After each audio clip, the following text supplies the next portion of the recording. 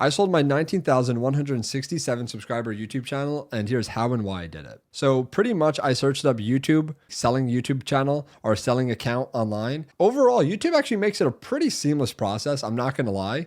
I know a lot of like bigger brands and bigger companies are actually acquiring YouTube channels nowadays. Obviously, this is on such a smaller scale. There's not a real way for you to advertise this without your channel like absolutely tanking or your channel.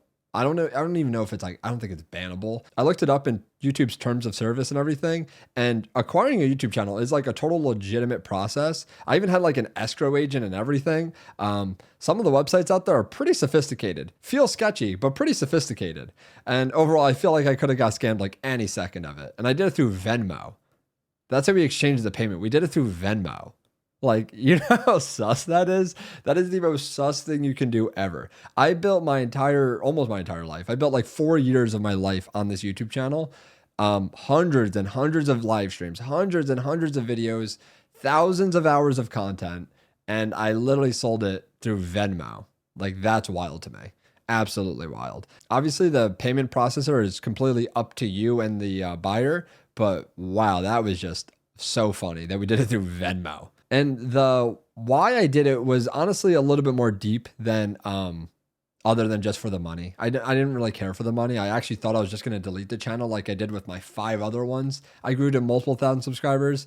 I honestly didn't even know this was like a legitimate process or a thing nowadays, but apparently it's a actual thing that a lot of people do. So first I started in 2009 on YouTube doing skits with my friend on a flip camera. I don't even know if you know what the flip camera is, but it's like a camera that turns into like a USB that you can just plug right into your computer. Honestly, one of the greatest inventions of all time. I'm not even gonna lie. That was hilarious. And in 2010, they made this thing on Call of Duty where you could upload your gameplay to the website and then you could upload that to YouTube, which I did for that. That was my first gaming channel ever, which, oh my God, the videos were terrible. My KD would be like a 0.5. So funny. I think if you actually search at my old IGN, there's a video on there, upload on the official Call of Duty YouTube channel, or I forgot I don't even know what channel it's on, but it's on some other channel. It's so funny because it's so bad. It's awesome. Then in 2011, I started another Call of Duty and Minecraft channel actually. And this was a very short-term channel. I did this for like a year or two. And then I quickly like moved away from it.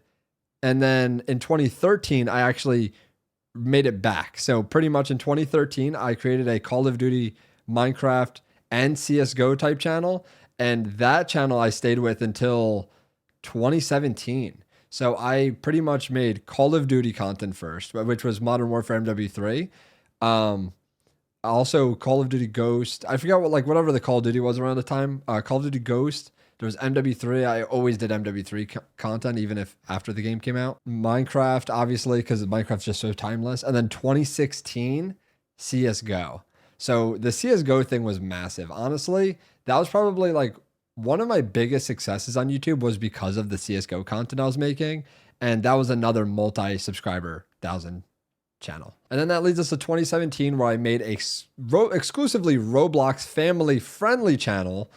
And then I actually reverted the name of the channel, rebranded it back to my original channel name, the 2013 one, where I did CSGO content and everything, which was absolutely funny because just going back to your roots is just such a huge thing, especially like realizing it years and years later. And that leads us to where we are today. I sold that channel. Now we're on this channel. 2021, I created this channel, and I'm hoping finally to be active on it after procrastinating and honestly doing nothing the past couple of years, YouTube wise, obviously. Externally, I did a ton, but just not YouTube wise. And I wish I documented it more, to be honest. So I've had a long history with YouTube, and I've always admired this platform. It is pretty much has been the first online dollar I've ever made. And to be honest, still today, I'm still making online dollars from YouTube, which is weird and like just crazy to know because I started this back in 2009. Like, that's insane. 15 years. And I'm still on this platform, still making videos. And with every single channel, my goal was to always build a community around whatever I was making and whatever I was talking about. And I did that through ways that weren't really the best for community building. Now I realize that, and obviously I'm taking YouTube with a huge and completely different approach. But when I first started doing YouTube, I was chasing the likes, the subscribers, the views. I was never really like full clickbait or anything. I never really did that. I was never into it. But I still was like, there was still still days where I was like, oh, I have to get a higher view number. I have to get more people on my live stream. And eventually I even got to a couple hundred people in my live stream at one point. And it still never really satisfied me because I think my overall addiction wasn't for YouTube and my overall love for it wasn't for YouTube. It was for gaming. I was addicted to video games. Now I've honestly grown out of that. And that was during COVID. During COVID, I had a huge addiction to video games where I would miss school to play video games.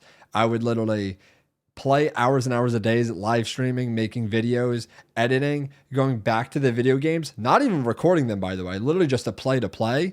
And I would do those all hours of the night. And it was just extremely toxic. And that 19,000 subscriber channel wasn't the community and it wasn't the, I guess, viewership that I actually wanted. So that's why I'm very intentional with recording and what videos I make on this channel, because I don't want to make that same mistake again. I want a community who actually gets takeaways from my videos, value, and are actually here for me, not just for the game I play, not just for the gameplay I provide, if it's good or bad, or if it's funny or worse, whatever. And that's kind of where I am today. I'm here to build a community of like-minded individuals, document my journey in the computer science route, and to eventually software engineer, maybe potentially always do content creation, and maybe even make a career out of this too. I don't know, whatever it is. I don't think I'm ever going to leave this platform. I absolutely love YouTube. I even consult other YouTubers and streamers, which is so weird that I'm saying that because 15 years ago me would have never thought that. 15 years ago me in the future would have been like, dude, you're grinding Minecraft, Call of Duty, or whatever games were cool back then. I don't think I wasn't even on Minecraft at that point. I was doing Call of Duty. I thought I was gonna be a Call of Duty YouTuber. And now we're here doing something completely different, but on the same platform. So yeah, that is how I sold my 19,000 subscriber channel. That's kind of why I did it. I know there's like a lot more deeper level to it, but I've actually kind of tweeted out about it enough, and I've kind of like, gotten it all out from me. So this is kind of more just a yap sesh about it.